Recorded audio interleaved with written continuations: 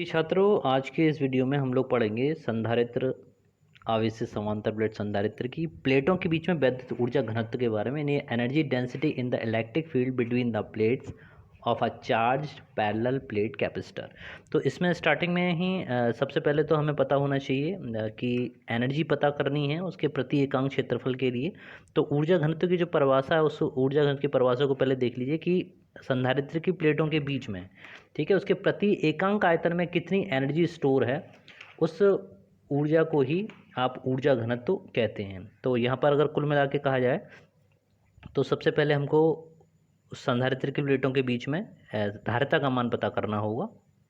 तो थोड़ी सी भाषा की हमने यूज़ करी कि माना समांतर प्लेट वायु संधारित्र की प्रत्येक आवेशित प्लेट का क्षेत्रफल पृष्ठ क्षेत्रफल a मीटर स्क्वायर है और उसकी प्लेटों के बीच की दूरी d मीटर है, तब संधारित्र की धारिता। इसको चित्र के माध्यम से समझते हैं। तो यहाँ पर ये हमने a क्षेत्रफल की एक प्लेट बनाई और इससे d डिस्टेंस पे एक दूसरी प्लेट हम बनाएंगे, वो ये है, और दोनों ही प्लेटों के क्षेत्रफल एक समान हैं जिसको कैपिटल A से दर्शाया गया है। तो अगर आपसे कहा जाए कि इस संधारित्र के बीच का इतना आयतन कितना है, ठीक है ना, इसका आयतन कितना होगा, तो आप सीधा आयतन का मतलब हुआ कि क्षेत्रफल और उसके बीच की डिस्टेंस का मल्टीप्लाई कर देंगे तो उसके बीच का आपको वॉल्यूम यानी आयतन मिल जाएगा। अब उस आयतन में कितनी एनर्जी स्टोर है, यानी प्रति एकांक आयतन में कितनी ऊर्जा स्थित है, उसी ऊर्जा को आप ऊर्जा घनत्व कहते हैं।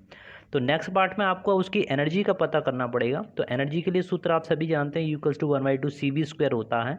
तो वहाँ पर C का मान निकालने के लिए तो यहाँ पर आप वैल्यू प्लेस करेंगे, तो C=ε0A/d, ठीक है। K क्यों नहीं लगाया, क्योंकि यहाँ पर बात हो रही है आपके किसके बारे में, वायु प्लेट के लिए, ठीक है ना, वायु संधारित्र के लिए बात हो रही है। तो यहाँ पर K की जगह आपने 1 प्लेस किया, तो इतना फेरेड। तो ये थी C की वैल्यू, C का मान। तो इस C का मान हमने ये बना दिए। तो इक्वेशन नंबर 1 या समीकरण नंबर 1 इसको करके लिख लें। और ε0 से सभी लोग परिचित हैं, माध्यम की वैद्युशीलता होती है। और यहाँ पर अब यदि इनकी प्लेटों के बीच में विभवांतर की बात करें, तो यदि संधारित्र की प्लेटों के बीच में, तो उसको थोड़ा सा लिख लेते हैं। यदि संधारित्र की प्लेटों के बीच, ठीक है, प्लेटों के बीच विभवांतर की बात की जाए, विभवांतर कितना है, पोटेंशियल V है, विभवांतर V हो तो स्थितिज ऊर्जा, तो प्लेटों के मध्य पोटेंशियल एनर्जी या स्थितिज ऊर्जा का मान, इसको आप लिखते हैं U से, और U बराबर किसके होता है, 1/2 CV²। इसका डेरिवेशन हम लोग देख चुके हैं और इसको हम लिखेंगे इक्वेशन नंबर 2। अब इस इक्वेशन नंबर 2 में आप इक्वेशन नंबर 1 से C=ε0A/d का मान प्लेस करेंगे और फिर उस मान को रखकर देखेंगे। तो जब आप U=1/2, ठीक है, और C का मान वही लगाएंगे ε0A/d, इस मान को अपने समीकरण नंबर 1 से लिखा और V² साथ में इसके चल ही रहा है। तो इतने जूल पोटेंशियल एनर्जी अब आपके पास हो गई। अगर यहाँ पर V को भी आप इलेक्ट्रिक फील्ड इंटेंसिटी और E के पदों में लिखना चाहें, उनकी प्लेटों के बीच की डिस्टेंस के पदों में लिखना चाहें, तो आप इसको लिख सकते हैं। तो उसमें आपको स्टेटमेंट लिखना पड़ेगा कि अब प्लेटों के बीच वैद्युत क्षेत्र की तीव्रता, वैद्युत क्षेत्र की तीव्रता के लिए जो फॉर्मूला आप लगाएंगे वो E=V/d लगाने जा रहे हैं। तो इंटेंसिटी की तीव्रता किसके बराबर होगी, E=V/d के बराबर होगी। और यहाँ से आप V का मान निकालेंगे, V=E/d, ठीक है, सभी लोग समझते चलिए। अब यहाँ पर V² जो आपको दिखाई दे रहा है, इस V की जगह इस मान को आप प्लेस करेंगे, तब पोटेंशियल एनर्जी, तब स्थितिज ऊर्जा, स्थितिज ऊर्जा का जो मान होगा वो U=1/2 ε0A/d, और वैल्यू प्लेस करेंगे तो E² और d², ठीक है। ये एक d पहले से है, यहाँ से आप इस d को कैंसिल करेंगे। U= आपके पास में बचा U1/2 ε0A और E² × d, ठीक है। अब इसके बाद में ये आपके पास एनर्जी आई और इसको हमने लिख दिया इक्वेशन नंबर 3। हमको पता करना है ऊर्जा घनत्व। ऊर्जा घनत्व की परिभाषा फिर से एक बार कह रहा हूँ कि संधारित्र की प्लेटों के बीच में प्रति एकांक आयतन में उपस्थित ऊर्जा की मात्रा, तो स्थितिज ऊर्जा अपॉन उसका आयतन, ठीक है, आयतन किसका, जैसे अभी आपको ऊपर डायग्राम में भी समझाया था। तो स्थितिज ऊर्जा आपकी U दिखाई और आयतन कितना होगा, प्लेट का क्षेत्रफल ले लो और उसके बीच की दूरी का मल्टीप्लाई कर देंगे तो आपको उसका आयतन मिल जाएगा, ठीक है ना। तो ऊर्जा घनत्व U का मान अगर आपको पता करना है तो समीकरण नंबर 3 से 1/2 एप्सिलॉन नॉट ए इस पूरे मान को प्लेस करेंगे। जैसे देख पा रहे हैं नीचे AD है तो उसमें से AD हट जाएगा। वो अगले स्टेप में दिखाते हैं, 1/2 epsilon not a E square into D upon आयतन वाले ए और डी से भाग लगाएंगे, डिवाइड करेंगे तो ए से ए खत्म, डी से डी खत्म करेंगे। तो यहाँ पर जो ऊर्जा घनत्व आपको मिलेगा उसकी वैल्यू होगी 1/2 एप्सिलॉन नॉट ई का स्क्वायर। ये फाइनली समीकरण है जहाँ तक हमको पहुँचना था, या इसको कहते हैं energy density between the plates और a charge parallel plate capacitor, ठीक है। तो इस तरह से प्रति एकांक आयतन में उपस्थित ऊर्जा की मात्रा उसकी ऊर्जा घनत्व कहलाती है। ऊर्जा घनत्व के मात्रक की ओर बात की जाए तो ऊर्जा घनत्व आपने अभी इसका डेरिवेशन किया और ये वैल्यू आपके पास में आई U equals to 1/2 epsilon naught E square, साथ में जूल पर मीटर स्क्वायर। ये चींटे थोड़ा सा परेशान करते हैं क्योंकि लाइट ज़्यादा होती है तो उसके लिए इसकी तरफ अट्रैक्ट होते हैं, ठीक है। ये भी एक अच्छा विषय है, रिसर्च के लिए किया जा सकता है, ठीक है। जूल पर मीटर क्यू, तो इस तरह से U का मान आपके पास में आया जूल पर मीटर क्यू। अच्छा एक चीज़ और, अगर यहाँ पर वायु संधारित्र ना रख के यदि प्लेटों के बीच में के परावैद्युतांक वाला माध्यम होता तो उसको भी आप नोट कर लीजिएगा। यदि प्लेटों के बीच परावैद्युतांक, ठीक है, परावैद्युतांक के वाला माध्यम स्थित हो तो U का मान कितना होगा, स्मॉल u का, यानी ऊर्जा घनत्व माध्यम हो।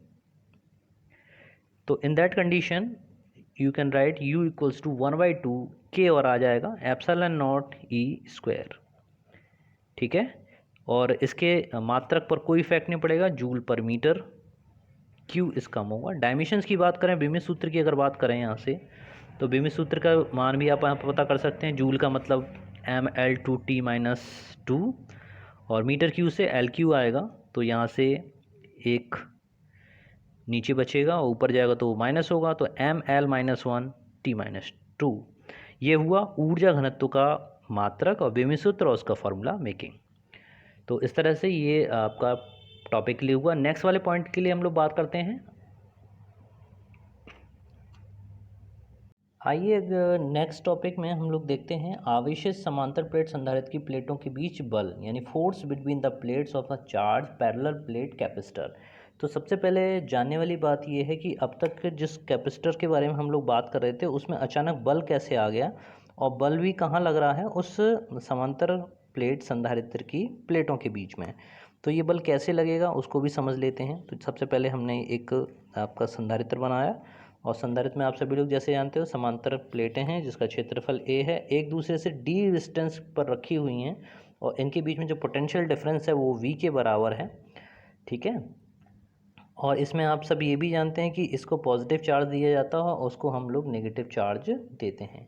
आप ज़रा सोचिए कि अगर पॉजिटिव प्लेट और जो नेगेटिव प्लेट है इनके बीच में आकर्षण बल है, ठीक है, तो ये दोनों एक दूसरे की तरफ क्या कर रहे हैं, एक दूसरे को खींच रहे होंगे, यानी इनके बीच में आकर्षण बल लग रहा है। अगर इन दोनों को एक दूसरे से सेपरेट किया जाए, ठीक है, अगर इनके बीच की दूरी को बढ़ाया जाए तो उसमें आपको कुछ कार्य करना पड़ेगा। तो मान के चलिए एक समय ये दोनों अगर बीच में एक दूसरे से प्लस हो जाएं तो इनके बीच की दूरी ज़ीरो हो जाए और अगर इनको वापस उस डी दूरी तक हटाने में लेके आया जाए तो उसके लिए कुछ कार्य करना पड़ेगा। यह किया गया कार्य ही प्लेटों के बीच लगने वाले बल के लिए रिस्पॉन्सिबल होता है। तो उसी के द्वारा हम इसके डेरिवेशन को पता करेंगे। आइए कुछ लिख लेते हैं इसके बारे में। तो इसे नोट कीजिएगा कि माना एक समांतर प्लेट संधारित्र जिसकी प्लेटों पर क्रमशः +Q और -Q आवेश उपस्थित है। ये प्लेटें बहुत समीप हैं, इनके मध्य आकर्षण बल F कार्य करेगा और यदि इन प्लेटों को D दूरी हटाया जाए तब किया गया कार्य, ठीक है। तो किया गया कार्य का सूत्र सीधा सीधा होता है बल गुणा विस्थापन, यानी F×D के बराबर होगा और हम इसको इक्वेशन नंबर 1 करके छोड़ेंगे। अब यह जो किया गया कार्य है यही वैद्युत स्थिति ऊर्जा के रूप में एकत्रित हो जाता है, जैसे आप U के नाम से जानते हो। तो इस स्टेटमेंट को भी लिख दीजिएगा कि यह कार्य प्लेटों के मध्य वैद्युत, शॉर्ट में लिख देते हैं वैद्युत स्थितिज ऊर्जा, ठीक है, ऊर्जा के रूप में एकत्रित हो जाता है, एकत्रित हो जाता है, ठीक है। और इसी को आप कह देते हैं यू, और u किसके बराबर होता है, 1/2 QV के बराबर होता है। इसका फॉर्मूला 1/2 CV पढ़ चुके हैं, 1/2 CV², ठीक है ना। और यहाँ से अगर v का मान निकाला जाए, परंतु v का मान आप सभी जानते हो, v = E/d के बराबर भी हम प्लेस कर सकते हैं। तो नेक्स्ट स्टेप में देखते हैं, u के मान में, यानी u = 1/2 QV, ठीक है। तो v के प्लेस पर आप E/d लगा दीजिए, तो ये आपके बराबर हो जाएगा E/d के बराबर, और ये आ गई आपकी इक्वेशन नंबर 2। तो अब अगर देखा जाए कि समीकरण 1 व 2 की अगर आप कंपैरिजन करें तो ऊर्जा दोनों ही हैं, ठीक है। W भी आपका वर्क डन है और स्थितिज ऊर्जा यही है, यही कार्य और स्थिर ऊर्जा एक दूसरे के बराबर होंगे, यानी समीकरण 1 और जो समीकरण 2 है वो एक दूसरे के बराबर करेंगे आप। तो यानी W = किसके बराबर होगा, U के। तो W का मान समीकरण 1 से F/d के बराबर था, और यहाँ से 1/2 Q × E/d के बराबर आपको मिला। तो यहाँ से अगर केवल आपको वैद्युत बल का पता करना है तो F का मान सीधा सीधा आपके पास आ जाएगा 1/2 QE के बराबर, ठीक है ना। तो इस तरह से हमारा ये F = वैल्यू QE, यानी समांतर प्लेट संधारित्र के बीच में जो बल लग रहा है उस बल का मान हम लोगों ने पता किया। इसके बाद हम लोग देखेंगे संधारित्रों के उपयोग। तो कैपेसिटर का उपयोग आपका आवेश का संचय करने में, ठीक है, ऊर्जा का संचय करने में, वैद्युत उपकरणों में, इलेक्ट्रॉनिक प्रपथों में किया जाता है, वैज्ञानिक अध्ययनों में किया जाता है। तो अगर 1 नंबर में पूछा जाता है संधारित्रों के उपयोग, तो यहाँ पर आप उपयोगों को लिख लीजिएगा जो जो मैंने बताए हैं आपको। नंबर 1 में आवेश का संचय करने में, शॉर्ट में लिख देते हैं, आवेश का संचय करने में किया जाता है। लास्ट वीडियो है, ठीक है। और इसके बाद हम लोग नेक्स्ट चैप्टर स्टार्ट करेंगे, अगला सरल परपथ। सरल परपथ से पहले वैद्युत चालन और होगा, वैद्युत चालन को देखेंगे।